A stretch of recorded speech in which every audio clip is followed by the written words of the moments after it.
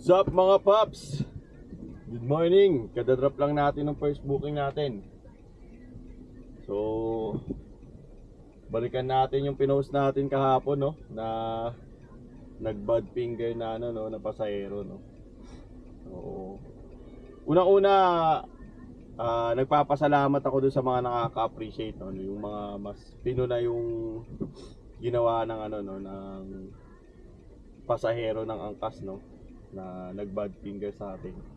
Mas na-appreciate nila na gano'n nga, di magandang ugali. Siyempre, kung ibang tao nga naman yun, di ba? Baka sinundan pa yun ng ano, ng sasakyan, di ba? Tapos kumprontahin, di ba? Yan yung mga masakit nun, baka magkapisikalan pa sila. Yun ang masakit doon.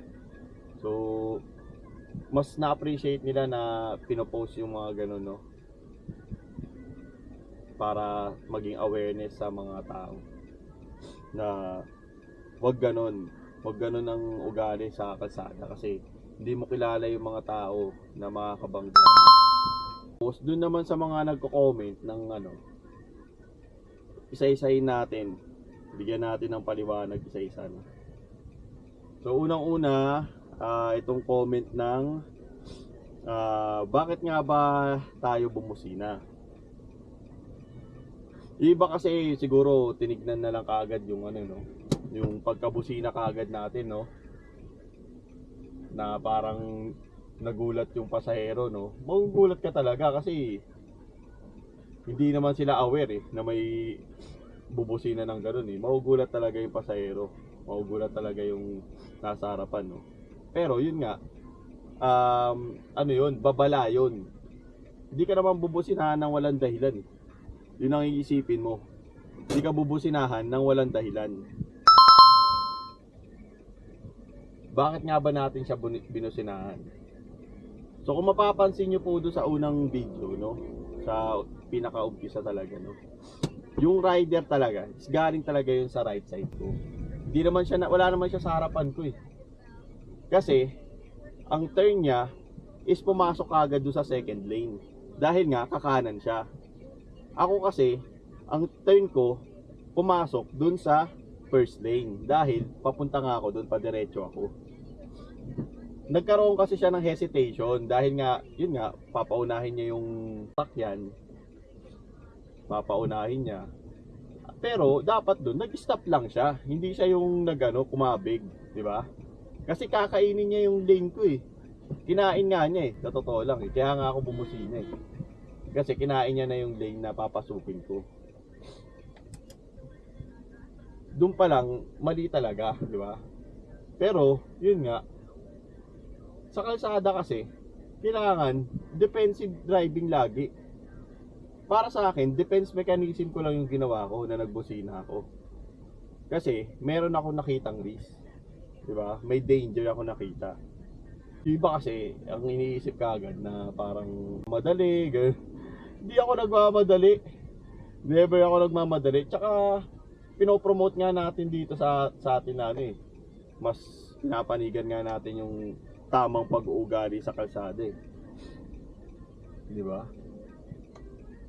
Masakit kasi sa atin, mas inuuna kasi natin magbigay ng komento. Hindi mo na natin ina-analyze yung mga pangyayari.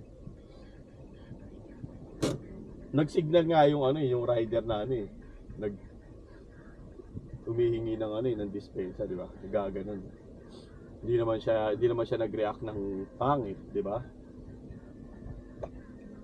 Ang nag-react ng pangit is yung customer na angkas. Eh syempre, wala namang ano yun eh. Kaya nga yung nag-aangkas lang eh. Hindi naman siya yung nagdadrive eh. May siyang experience eh. Nga, ang pinopoint natin dito sa video na to, huwag kayong gagawa ng ganon. Dahil hindi mo alam, baka yung mo, patulan ka. Hindi ka naman bubusinahan ng ano eh, ng isang sasakyan, ng isang motor kung walang dahilan. Nakikita mo nga eh, ang mga motor may sariling lane yan eh. Sila lang ang mismo nakakakita nun. Nakikita mo nga, oo, sumisingit sila sa gitna ng mga sasakyan na wala naman dun talaga ang tamang lane. Pero hindi naman sila inuuli, hindi sila pinagbabawalan. Ang ginagawa, binubusinahan o kaya yung mismong motor yung bumubusina. 'Di ba? Kasi nga may danger, may risk na nakikita. 'Di ba? Ang busina ginagamit yan bilang babala. Babala lang tayo dun sa rider. Bakit kailangan mag-bad finger nung customer? 'Di ba? Comment na nababasa ko, no, it's a sign talaga na maraming wala talagang ano, mababa yung knowledge pagdating sa kalsada. Yun nga, parami yung mga road rage, mga away kalsada, di ba? Dahil sa mga ganyan. Marami na nga tayong na-experience na ano eh. Meron nga tayong experience, butik na tayong ano yun eh, banggain eh, salubungin eh. Pero ang ginawa lang natin, kalmado lang tayo. Hindi tayo ano eh, hindi naman tayo war freak eh. Para daanin kaagad sa away eh. 'Di ba? Humingi ng pasensya yung ano, yung driver, yung mga kasama. O di ginawa natin. Wala lang. Wala na tayong ano. Sinabihan pa natin na mag-iingat kayo, sir. Ganito ganyan, no. 'Di ba?